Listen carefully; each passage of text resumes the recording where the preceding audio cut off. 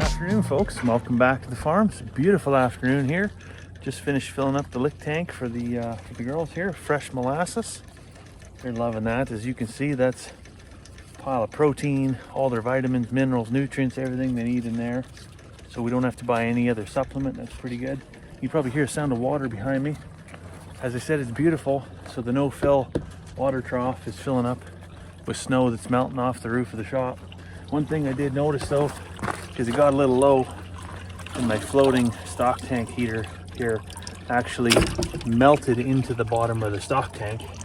Now that's not desirable, because these things aren't cheap. These are kind of like you pay a lot of money for it, but then it's supposed to last you for 20-30 years, right? So now if I miss the boat and I don't fill this up with water from the tap, if we don't have snow or it doesn't melt or something like that, I have a risk of causing a fire even. So that's really not desirable. So what I think I'm going to do is I'm going to try and find some cobble, just some small pond rock or something like that, to place in the bottom of the water trough here. And then that way, that floating thing, once it can't float anymore, also can't touch the bottom of the water.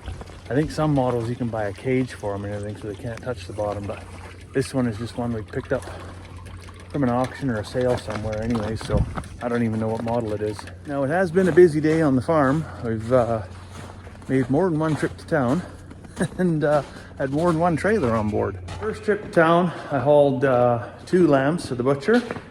I hauled everything I thought we were gonna butcher for custom butchering 2 weeks ago. And as soon as you do that, people come out of the woodworks. Oh, I need a lamb. Could you supply us the lamb? Absolutely, come to the right place. Anyways, it worked good, because while I was over at Tatanka Meats there, like I said, we had some hauled there a couple weeks ago. So I got all my own lambs done. So in here, we've got, I think, 60 pounds of ground lamb burger, I guess it is. So we had one that was a year old, just over a year. Not really a lamb, I guess it's a hogget. But I wanted to make a whole pile of sausage, and I thought, what better thing to do than use that one for that. So, but I'm gonna take some jug of water over to the 2 calves here now, and then you can kind of see off in the distance there's a shed that looks like it's in the air. It's actually sitting on the car hauler. That was the second trip. So my wife's been after me now for a couple of years to build a garden shed, and I've had neither the time nor the money to be able to pull this off. And there was a local guy named Dave Green. He just he builds sheds, and he built a shed, put it on Facebook, and the wife said, I don't think you could build it for that. I said, well, I certainly couldn't. I couldn't build it for that price, and I couldn't build it to that quality. So I went today, picked up the shed. As soon as I get this full, I'll run you over there and you can have a look at it. Beautiful shed. The reason she wanted the shed was actually for the ride-on lawnmower. So the ride-on lawnmower now sits in the back of the shop right there. Takes up quite a bit of project space. And so we wanted to put it in the shed because it doesn't need warm storage, but it should be kept out of the elements, so to speak. They're not cheap, those ride-on mowers. I think that one was about close to 8 grand. And it's one of those, again, once in a lifetime type purchases. It should last 25-30 years. So we want to protect it. So Dave built this shed. I think it's 8 by 12. And it's got a nice big 60-inch doorway in it, so you can get the whole deck in there and everything. It's going to work just slick. This is the shed here. Right uptown, like I say, nice big double doors. Dave, I think he cuts all this siding, the shiplap siding and everything himself. Pretty cool. And then so that opens up on both sides. Beautiful floor, and he even threw in 2 sawhorses for free with some cutoffs he had. So pretty. Oh, and that smell, just that fresh. I don't know if that's spruce or pine or what it is. It smells good. It smells good. Like I could just live in here, but of course we got the shop for that if I'm ever in the doghouse. This can be the wife's doghouse. I don't think that's gonna work for me though. If I ever tried to send the wife to the doghouse, we'd be playing a game of Uno. She'd be flipping me the reverse card real quick. We had lots of folks asking about these 2 little cows here. They've been living in the barn, living quite the spoiled lifestyle in here. Get hay and grain and water and everything fetched right to them. They're living the dream, but they're definitely starting to put some weight on. But yeah, they've been coddled. They've been in the barn for the most part. When it's a nice day like this, we run them outside. But it is going to be minus 20 tonight, so I figure we may as well leave them inside. I don't know if that's the right thing to do or not, but I didn't want them to go in and out and in and out and in and out, or when temperature's gonna fluctuate a whole bunch. I thought that's just kind of a recipe for pneumonia. So it always seems to work that way with cars and trucks and stuff, right? You bring them in and out of the shop a whole bunch when it's cold, and then it's warm and everything like that, and you get water in the fuel tank. I kind of thought that would be the same for the cows. So they're not hurting nothing in the barn here. They're just being friendly, and it's good for the girls to come in and see them. Little dog though, we got a little dog here not that long ago, another livestock guardian dog pup. So we let him out on a nice warm day like today.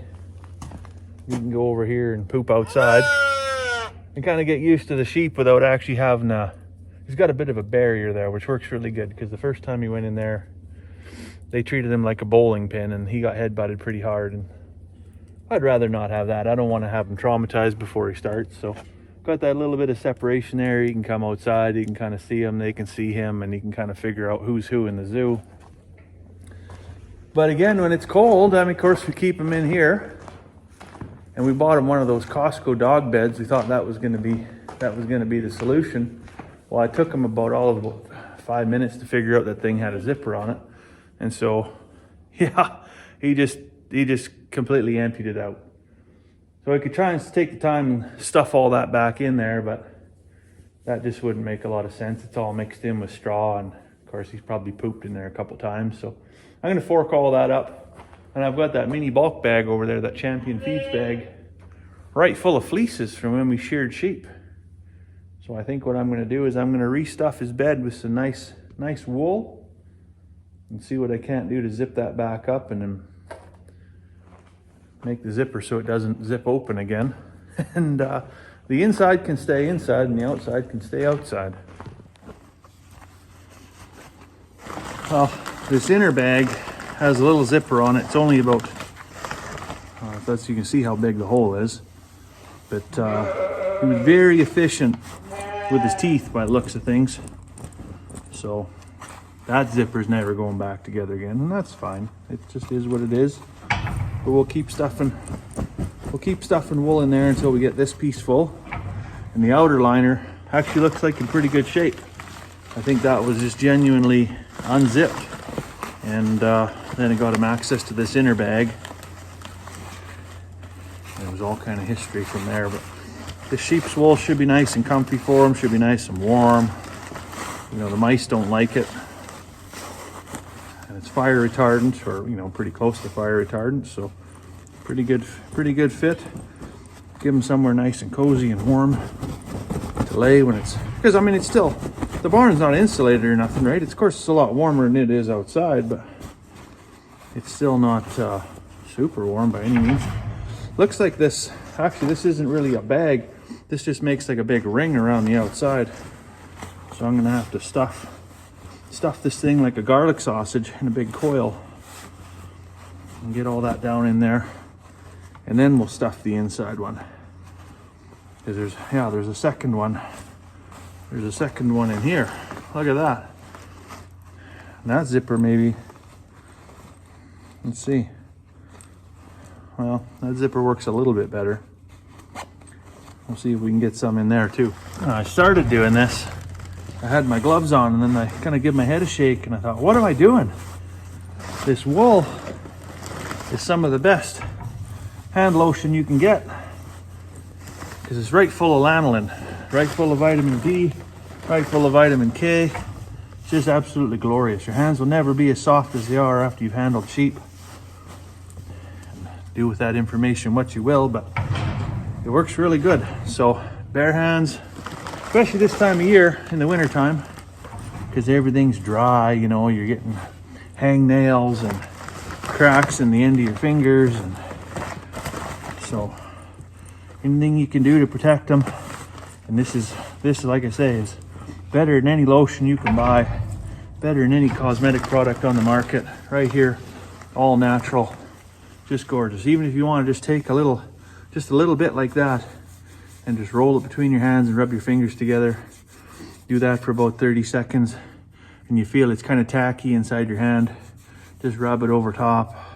And you come back tomorrow and your hands will just be softer than a baby's bum, I swear. There you go, I got my inner bag all stuffed. Of course, like I said, he chewed up on that zipper, so that thing's toast. But I got the outer bag. I'm gonna try and fold that thing over so that the inner zipper is on the very back side. Maybe make it a little harder for him to get this one, because we fill up the whole barn with sheep wool all over the floor. That'll just be another mess to clean up. So hopefully, fingers crossed, he can just sleep on this one and not chew on it. You know, the other thing that's pretty exciting is when we built the barn, I was looking for a lighting solution in here because, of course, we lamb and we do all kinds of stuff in here in the darkest times of the year. And so I was on a mission. I was going to put six sets of lights in here up on the rafters over top of the pens. And then I have a switch by the door kind of thing, and that was going to be my solution. And I was always on the lookout for these LED lights. Well, when we first set up, you can kind of see I've got it's actually a heat lamp, but it's just got like a CFL bulb in it, one of those spiral ones in there. And that threw off about as much light as a fart in a windstorm. Wasn't really very good at all. It would basically, you know, take and cast more shadows everywhere you went. So it was pretty much good for nothing. But then I was at the Home Depot and I found this one here that's lit up right now. And as you can see, I got to get a daytime sensor on it. It actually has a daytime sensor on the back of it.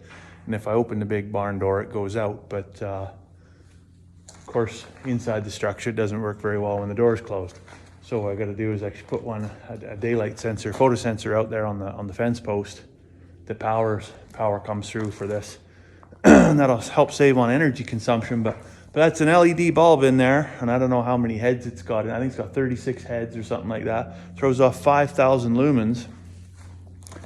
And so at nighttime, that thing lights up this whole barn, and it's just bright. Every single corner of the barn is just bright. Anyways, as you can see, I'm getting out of breath, so I better go fetch up a cup of tea before we head to town here.